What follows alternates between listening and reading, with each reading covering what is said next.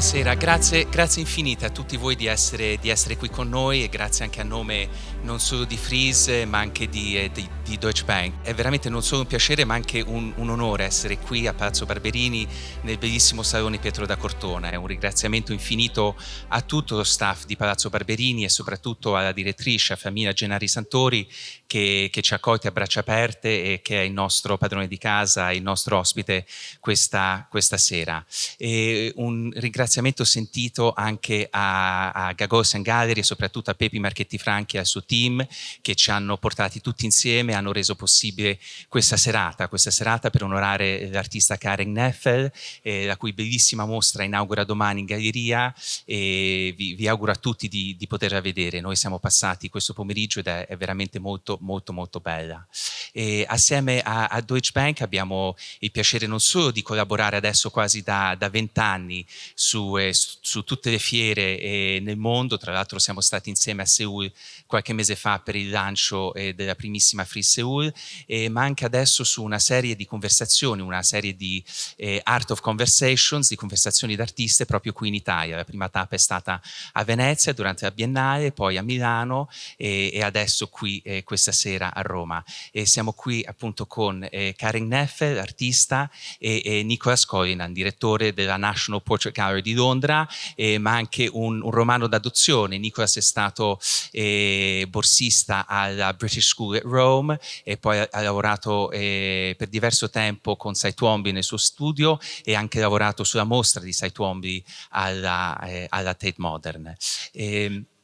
Prima di passare la parola a Federico Scrocco di Deutsche Bank, vorrei giusto ricordare a tutti che la conversazione si svolgerà in inglese. Ci sono delle cuffiette per la traduzione simultanea per chi lo desidera. Federico, ti posso passare la parola. Grazie.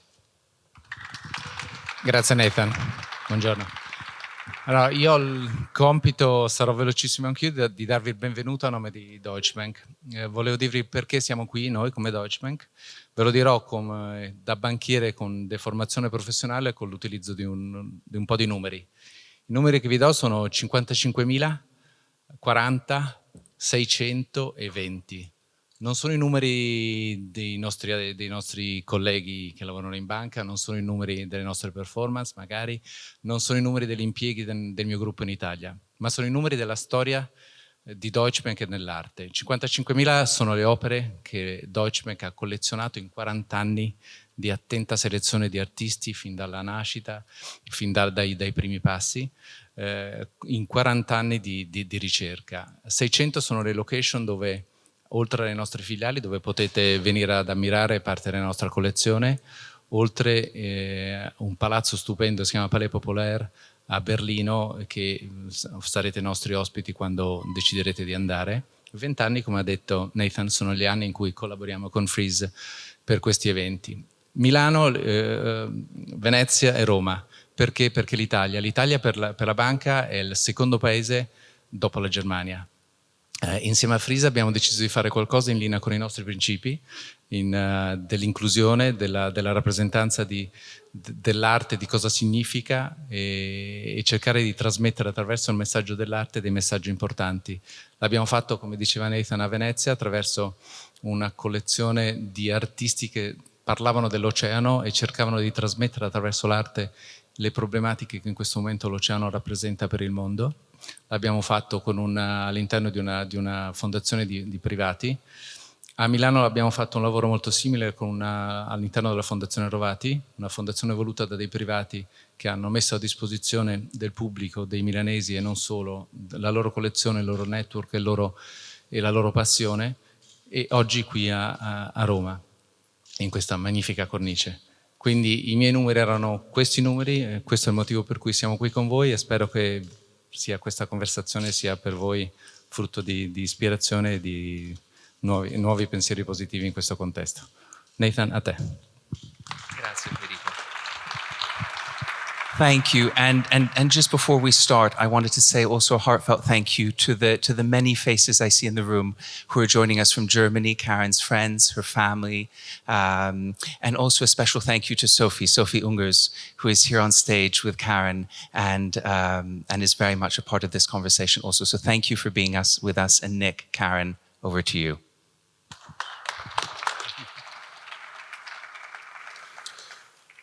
Nathan, thank you so much for that very kind introduction. I'm really delighted to be here in such a splendid setting. This room is quite extraordinary. I haven't done many conversations in such an extraordinary space, but I'm especially happy to be in conversation with Karen and to talk about her new body of work, which opens tomorrow at Gagosian Gallery here in Rome, which I had the pleasure of seeing today. And I think you're all in for a treat when that opens tomorrow evening. It's a really wonderful exhibition. So we'll be talking for about half an hour this evening, and we'll be focusing mostly on that exhibition. And then we're very happy at the end of that to take any questions from the audience. So as we're talking, if you have any burning questions about process or polychrome wooden sculptures, please let us know, and then we're very happy to open it up. But I actually wanted to begin not with the now, but with the here, as in Rome, because as Nathan sort of mentioned, I was here many years ago at the British School at Rome, and I understand that you were here also at Villa Massimo, the German Academy, 25 years ago. So I just wanted to begin by asking you what the sort of influence of that time was on your work, and perhaps sort of, how that sowed some seeds leading to today. I was in Rome. It was 1996. It was 1 year in that time. I don't know if you all know the Villa Massimo. It's really a great place to be there. And in that time, every stipendiat stayed there for 1 year. I think now it's a bit different. You will only be there for maybe 9 or 10 months, I think. And it was really so great to come here. We have these great studios there, and there were so many different professions of art. There were writers and composers and painters and sculptors. So it was really wonderful to have this place. And I had the first time such a great studio. It was nearly 10 by 10 by nearly 10 meters high. It was great. And in the beginning, for me it was a bit like living in a museum, this Rome. It was fantastic. This architecture, the museums, everything, it was great. And it was a museum. I saw it always, I'm living in a museum, and there in this museum, there's a little paradise, and that's the Villa Massimo with the park. And it was interesting. I had a normal life there because my son was with me, my husband was there, my son went there to the kindergarten and then to the German school. And the contact was very interesting we had there, because there are still many friendships still continuing since that time. Mm-hmm. So it's 25 years ago. And also two colleagues from me are coming to maybe tomorrow or maybe tonight. There's one I see there. She's an architect. She was 96 with me also in Rome. So it was very intensive time for also for the work and but also for the people who were there, because you are so close together in a way, and there is joy and sorrow, and there are breaks in relationships and everything. You see everything there. So it was funny to be there in that time. I remember that very well as an art historian and at the British School, so different context and a different place. But for me, it was really pivotal to live alongside artists and to see what they were doing in their studio every day. So that rings a bell, certainly. But if we could just talk about the work that you were making there, because I think it's a nice way to begin the talk and then to move to the current work. I could show you one moment. It's a bit. It's from 1996. It's one of the last paintings I did before coming to Rome. It's a very huge painting. It's 240 by 7 meters 10. It was ready, and then I came to Rome. And then I did a series of portraits there. At the end, I think there were 300 of them. Each is 20 by 20 centimeters. And I painted normal domestic animals like cows, sheep, goats, and chickens. And they are all presented in this raster. What is a raster? Grid? In this grid. And for me, it was interesting when I was thinking, doing this show now here and thinking about my time 25 years ago, I thought, oh, I did portraits. And now I'm bringing back portraits to Rome again, but not animal portraits in a way. There you see the chicken. I'm not seeing the influence of Rome so far, but maybe No, I'm it missing wasn't. something. No, I didn't paint all the 300s here. I started already with them in Germany, and I'm not from the. I'm a girl from the industrial area of Germany, so I'm not from a country. I'm not from the countryside, so. Because of that, these animals are very strange for me in a way, and because of that, I thought it's interesting to paint them. Because I always was thinking about portraits, and I first thought to paint people, but it is always a big problem. They don't like them, and they said, "Oh, I look much better," or "How do I look there?" And that was a problem. And so I thought animals are quite good to paint. A cow is always looking, not interested in what I'm doing with her. So it was good. They're not vain, it's true. Here we are in Rome, nearly 10-meter high studio, and there you see this painting. It's 7'10" to 2'40", and I did it in 4 parts.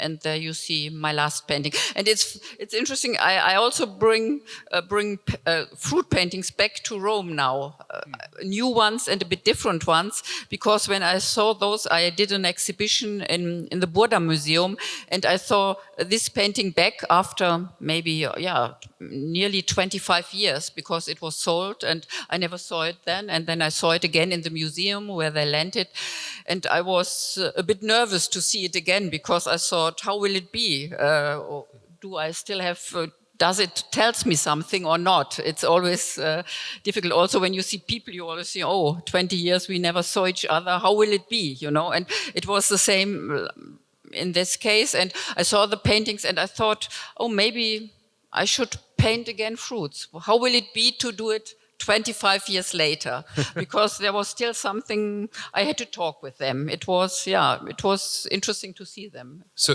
this is interesting. There's a few things to say about this work, because it does lead us into the current exhibition, as you said, in a very interesting way. One thing to talk about is, again, that, superficially, when you look at this work, there's no influence of Rome per se, but in reading about your work, these still lifes, if we can call them, and I think we should talk about genre, and we'll come to that. But these still lifes have been called Baroque, and I can see that this, in a way, I can begin to see that this makes sense as a subject matter to paint in Rome, because there is this Baroque profusion and maybe sense of potential decay as well. I wanted them as they are, a bit like a commercial thing, I was very captured. I don't wanted them to how do you say? To decay. They're frozen in time. No. Because once I did something on it, there was a little brown thing, and then people look at the painting and say, now I understand what she means. And then I thought, that's a great mistake. I don't want that. I don't. And because of that, I took them makellos. Perfect. Yeah. I wanted to have them really perfect. Interesting. So they're resisting decay. They're actually frozen in time.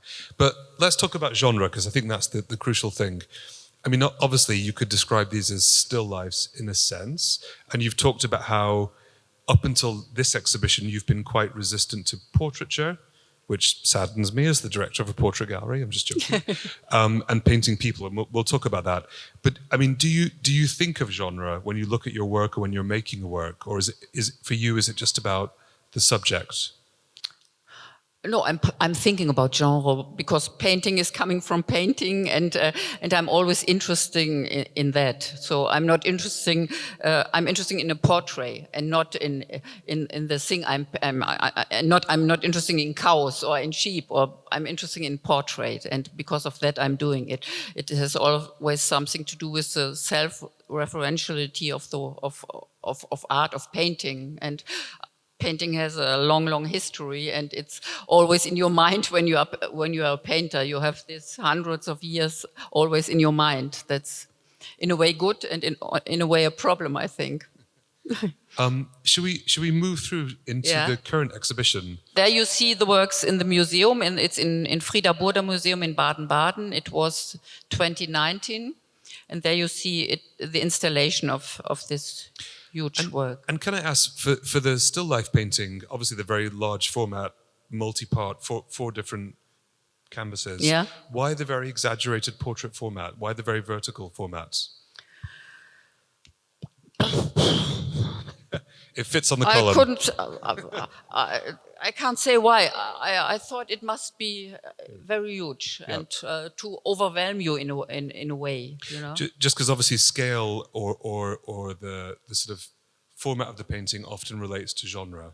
So portrait format, landscape format. Yes, Yeah. yes. Anyway, let's move through and get to And maybe the current. next. There you see grapes.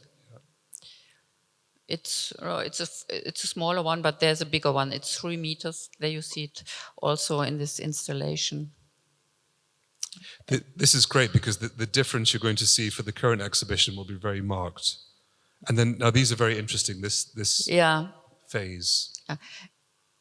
And when I came back, I was invited in the, I don't know if you know the museum in Krefeld, Esther's Haus Lange. This famous architect, Mies van der Rohe, built these 2 houses. They are living houses from 2 collectors, and he built these houses. And I was invited to make an exhibition there. Yeah. And the museum's director told me that he always likes not to make only an exhibition. He likes that you think about the house, and you should make works that have something to do with the house. Like site specific. Yes. But, I mean, this body of work or this chapter in your career focuses on modernism, as you said. You know, Mies van der Rohe, also the Barcelona Pavilion, which we'll come to. But in doing that, it also really tackles how you depict in a painting glass or something transparent. And I think it's very interesting to think about before we get to this body of work, which is about painting painted sculptures. So do you think about how to capture texture and surface? Is that a thread through your work? Yeah, it is. First, I have to say how the glass came in my work. It was the thing I was thinking about. What can I do? Can I do there? And then I thought maybe I will look, because when you're in the house, you feel that it is a living house. That it's not a museum. You feel that there formerly lived people, and so I thought I will look how they lived there before, and I found photos from the 30s. They were all black and white. But I'm a painter, I wanted to have color, and then I thought, how can I do it? I don't want to color the canvas and the curtains in blue or something like this. I thought I need a better color, and then I thought if I take a glass where reflections on, then I have color. And then no one will think, oh, she painted a black and white room, and because of that I was doing it. And also sometimes the photos were very, very bad photos, and I thought if I can't see really what is going on there, I put a water drop on it. It's easy, and then you can't see that there's nothing to see. You know, that was the one thing that was very important. Maybe you can take the next photo. There we see a bit more, and there. And yeah. Are these based on your own photographs or? No, they are. They are all based on these old photos from 1930. Okay, and more recently, you use your own photographs. So photography is always present. To find glasses, I did it in my home. I took a water cook and put water on my glass in my living room or in the kitchen, and then I put a drawing on it or make photos from drops. I did it by myself, and then I took this black and white photo and painted it with these drops before. But of course, you get this extraordinary layering effect of the background and then the foreground, which is the drops of water on the glass. Yeah, in a way, I liked it. I wanted to close the painting for the viewer. You know, I liked it always if the painter has to be outside in a way, because I always want that a viewer beschäftigt sich mit Bildern, takes his time to deal with the works. I don't want him to love my work or to go in. I want always that he, for me, a painting is a thinking room, you know. When I'm painting, the painting is talking to me, I'm talking to the painting, we are in communication together, and it's, in this case, it's a thinking room, and I think I want the viewer also to think about the work. It should not be so easy, and because of that, it was really good to have these glasses. When I painted these fruits, they are so over-dimensional that they also stopped the viewer in a way. He has no place where he stands. There's no ground. There are only these fruits, you know, and I always like it to have the viewer a bit outside. But I also like the sentence John Berger, I don't know, you know him, this theorist, art theorist, said once, the paradox, in the sense, the paradox of a painting is that that the painting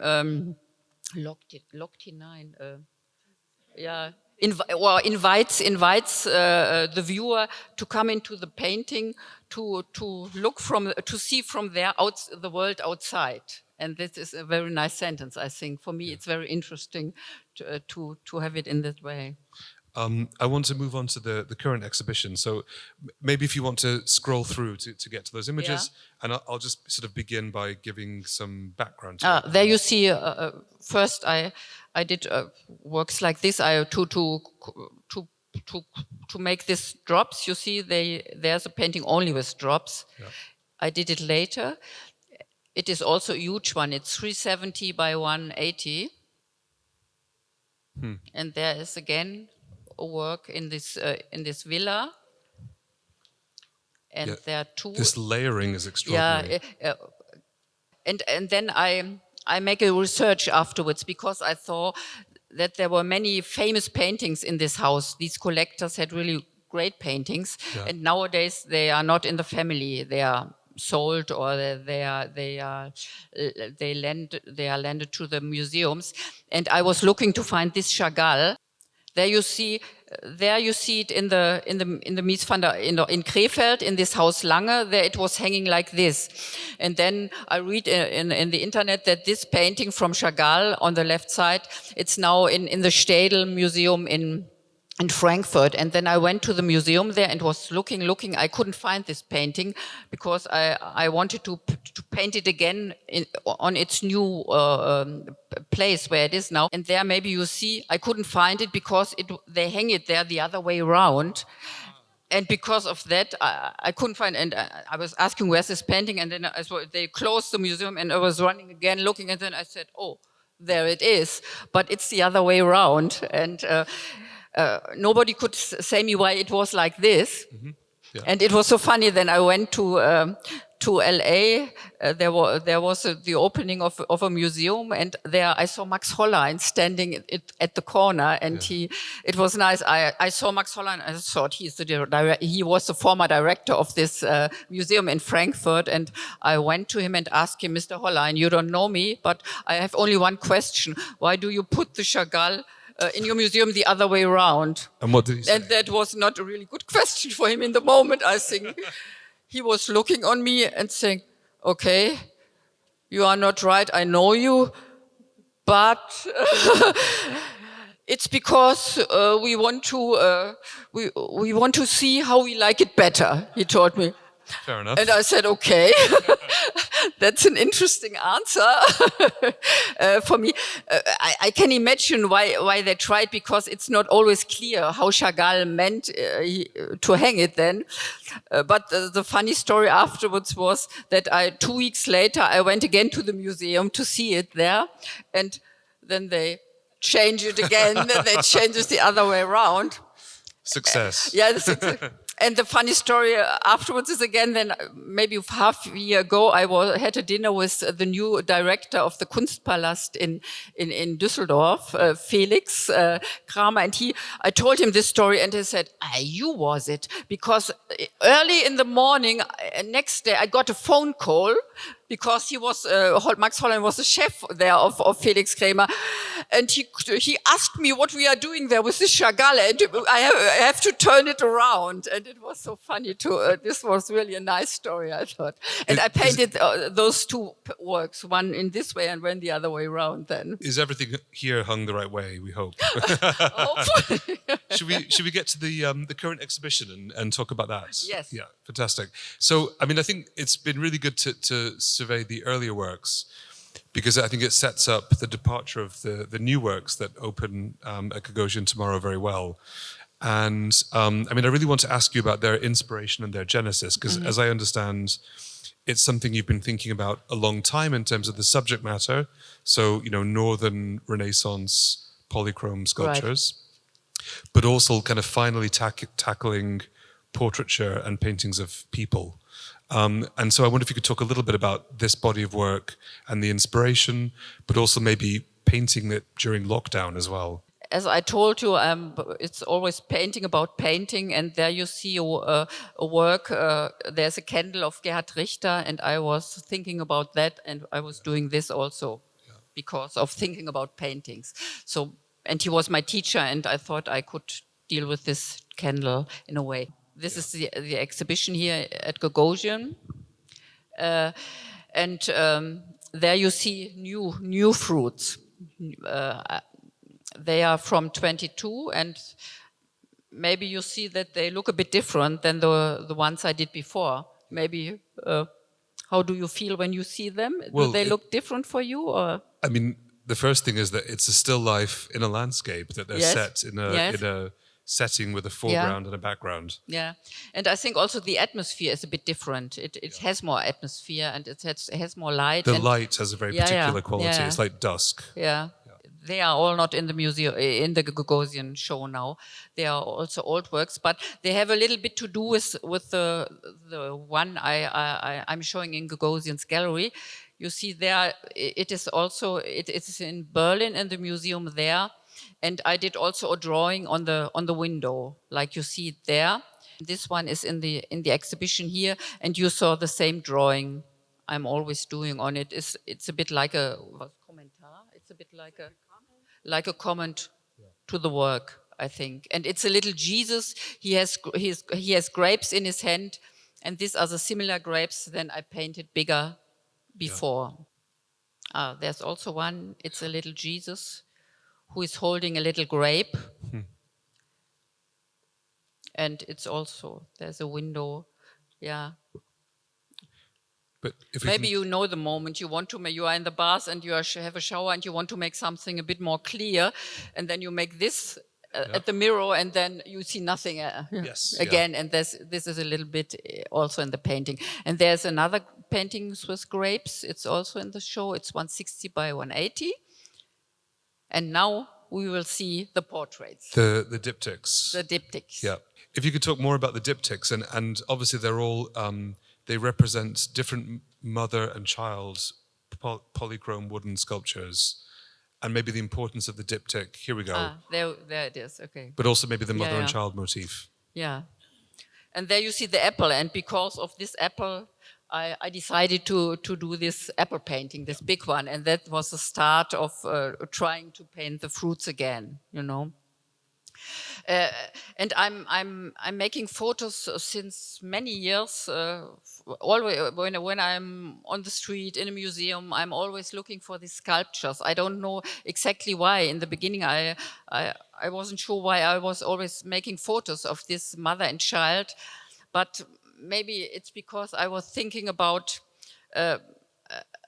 our European history and about art, and I think it has always a lot to do with religion, I think. And when we are looking at pictures, we believe in pictures, and it has a religious aspect, I think, always when we're doing this. And so I was always making photos of this mother and child, and I was thinking, am I able to paint them? And I tried it several times in a smaller size. That doesn't work, and I tried it always on one canvas, and that was the big problem, I think. And I stopped it and photographed again and again, but I stopped painting them. And then I saw, I had the idea, I thought they must be bigger and they must be separated, because I saw mother and child, when you see it in this religious way, then you see only a Madonna with a child and you think they look lucky and they are happy, as it is in reality really not. If you are a mother and you have children, you know that it's not only happiness. It's also when it starts, you get them, then it's not only happiness. And I saw in the faces that they look really not that happy often. They look a bit, the woman often looks inside, and they look, they don't look together. They look one in this direction, one in that. They look sad or sometimes happy. And then I had the right idea. I thought bigger and separate them, and then it works. And then I start this series. And where did you, in terms of the diptychs and the different mother and child sculptures, you found them from all different places? I mean, they're not just German. No, they are not sure. This is Bavarian here. Yeah. It's in Blaubeuren. I found those. There you see the installation in the Gagosian Gallery. You see the installation view in this really great room. And I mean, this is something you've been thinking about for a long time. I mean, this sculpture and maybe how to paint it. And I suppose one thing that's quite interesting is thinking about your earlier work, which was often about capturing the idea of translucency or transparency, glass, which is adjacent to modernism.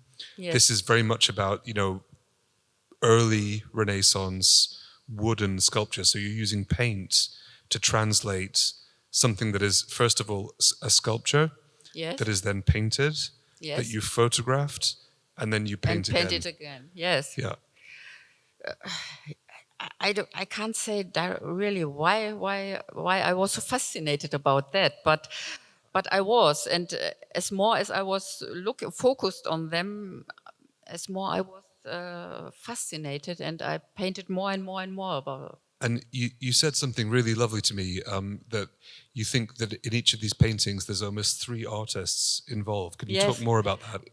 Yeah, because in former times the sculpture did the sculpture, and then there was in German we say Fassmaler. I don't know how it's called in Italy, or you don't know it too, I think. But he painted always he did the paint on the sculpture. It's the second artist, and then I painted them again. So I'm the third artist, I think. Yeah.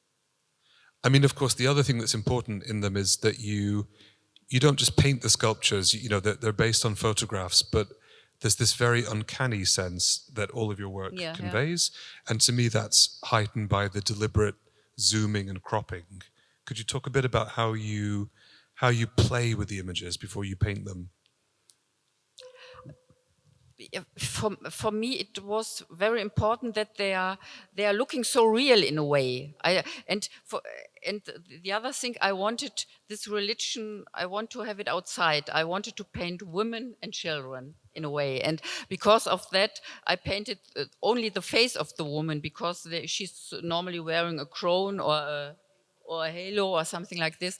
I don't want that. I wanted to come very close to the face and wanted to have only the woman, to see the woman and see the child, and I was thinking also about who was the artist who did it. Who is this woman? They look not beautiful. They are not like a Madonna. You think they look like a Madonna. They are not so beautiful. I thought maybe it's the wife of the artist. Maybe it's the son of the artist. Who is this? Maybe it's a mistress or what else? You could never know. It was very interesting. And as much as I was looking in it, I saw that they are so really different. It's not a religious stereotype of a Madonna as you think. I think Jesus very often, when he's on this kreuz, he looks always, he has a beard and he has always pain, and they look very monotone. But these Madonnas, they are so different, and they got life. When I painted them, they were so real. And I think you capture that so beautifully in the exhibition, the difference, yes, in terms of expression, in terms of technique for these sculptures. It's really beautifully done. I'm just wondering. And they look also very as if they are alive and very contemporary in a way, I thought. They are very old, from 1450 or something, but they start to get very contemporary. That was very interesting for me. And then because of that, I was thinking to use also living people. Ah, okay. And we because should talk about that. I'm not sure if it's in there. Maybe you can. And then I want to allow time for questions from the audience, but let's look at the contemporary. There's one more. And His it was also eyes. interesting. I was thinking about the artist. I thought if you see the mother and the child, they have a hanging eye in a way. And I thought maybe the mother looks like this and the son also. Maybe it's the wife of the artist, but maybe it's also only the handwriting of the artist could also be that he can't do it better or do it. You know, that was also interesting for me to see. But they're so expressive. They're wonderful in their quirks. They are from Slovakia, and as you say, the relationship between the mother and the child is very interesting. There the mother, she doesn't look like a Madonna. She looks like a Amazon. I don't know the Amazon, or she looks a bit ecstatic, or she doesn't look real like a Madonna.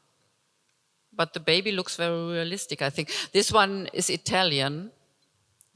They are in love, I think. They are laughing. And they look beatific, and the child is looking to her mother. And what I also found out is that normally the child is always on the left arm sitting of the Madonna. And I think they are all right-handed, I think, because I'm left-handed, and I thought, why do they have all Madonnas normally have their child on the left arm? So they are all right-handed, I think. Should we see the portraits of and the next, maybe? Oh, this is extraordinary. She looks like a fighter, not like a... She's from Portugal. I found her there in the museum in Portugal. And the little son is also a fighter. And this mother and child. They are Italian, yes. You can see that. It's very interesting. You always can see if they're Italian. Maybe we end with Italy, and that's appropriate. Then we end with Italy. Yeah. It doesn't get better than that. I just wanted to show you the one I did from my daughter-in-law and my grandchild, because I put it together. That was very interesting for me, because they look really... They have life, as you see when you see the neck there. It looks really live, and when I painted a real person beside, then they got more life, and my daughter-in-law got more. She looks like a sculpture in a way. That is a strange thing what happened when I did it. Shall we open it up for questions? If there's questions from the audience, there's a very bright light shining. Yeah, very bright light. Oh, right. Okay, fine. Okay, so we're going to do questions informally, which is much better, which means that you can ask Karen any burning questions you have, or myself, informally over drinks. So I think we'll do that. But I just want to say, Karen, a huge thank you for such a wonderful conversation, and congratulations on a beautiful exhibition as well. And thank you all for being here. Thank you. Nick, Karen, thank you both so very much. That was fantastic. Veramente grazie infinite. Siete stati tutti e due più che bravi. Adesso, come dicevamo, vi invitiamo a porre qualsiasi domanda direttamente all'artista e a Nicolas, così viste anche le differenze linguistiche sarà forse più facile, e per chi lo volesse abbiamo un rinfresco qui nella sala ovale adiacente. Grazie infinite e grazie a tutti di essere qui con noi. Buonasera.